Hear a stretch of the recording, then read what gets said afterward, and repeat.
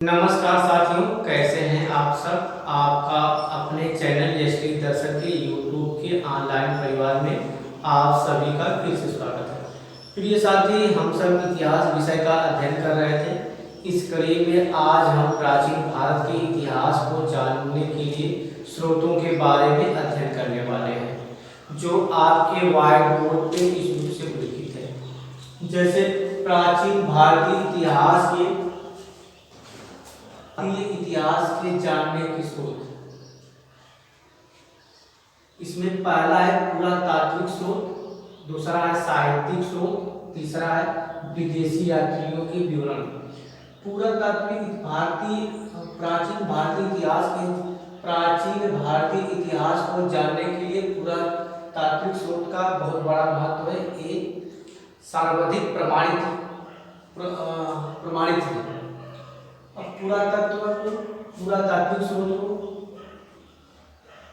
6 भागों में विभाजित किया गया।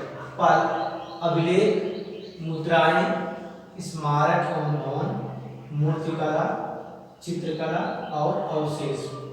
हम क्रम से अध्ययन करने वाले हैं। अभिलेख के बारे में अध्ययन करेंगे। अभिलेख वह साक्ष्य होते हैं जो प्राचीन काल में राजाओं तथा अन्य शासकों द्वारा पाषाणों, शिलाओं, स्तंभों, ताम्रपत्रों एवं दीवारों पर उत्कीर्ण या अंकित किए जाते हैं। सर्वाधिक प्राचीन और पढ़ने वाला अभिलेख अशोक के हैं, जो प्राकृतिक भाषा में है।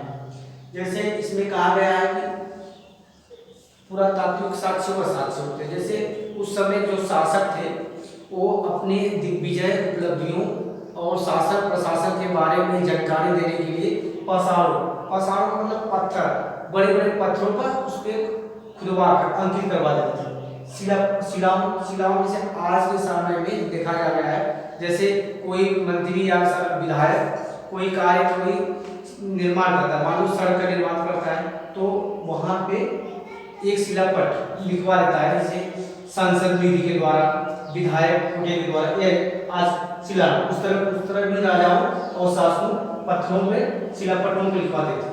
स्तंभ वह स्तंभ होता है जैसे आज बड़े बड़े स्तंभ पर उस पर खुदवा कर, मतलब छीनी थोड़ी सी थोड़ा करके लिखवा कर शासकों और प्रशासन के बारे में या नीतियों के बारे में लिखवा दिया जाता था।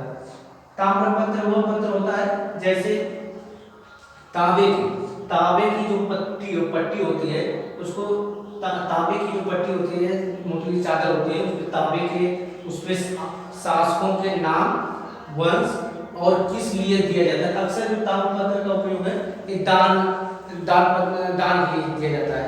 जब दान दिया जाता है ताम्रपत्र को हम प्रशस्ति भी कहते हैं। जैसे ताम्रपत्र दान किसी को दिया जाता था, उसमें इसको दिया वंश और जो व्यक्ति को दिया जाता है उसका नाम और किस उपलब्धि में दिया जाता है उसमें अंकित होता था।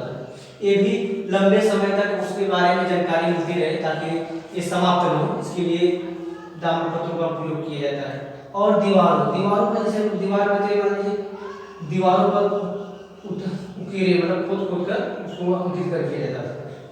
सर्वाधिक प्राचीन और पढ़ने वाला अभिलेख अशोक के हैं, जो प्राकृतिक भाषा है। सर्वाधिक प्राचीन का तात्पर्य, सर्वाधिक प्राचीन और पढ़ने वाला अभिलेख का तात्पर्य है जो ऐसे तो अभिलेख बहुत है, मगर जो प्राचीन है और जो जिसको पढ़ा जा सकता है वो अभिलेख इसके अशोक के।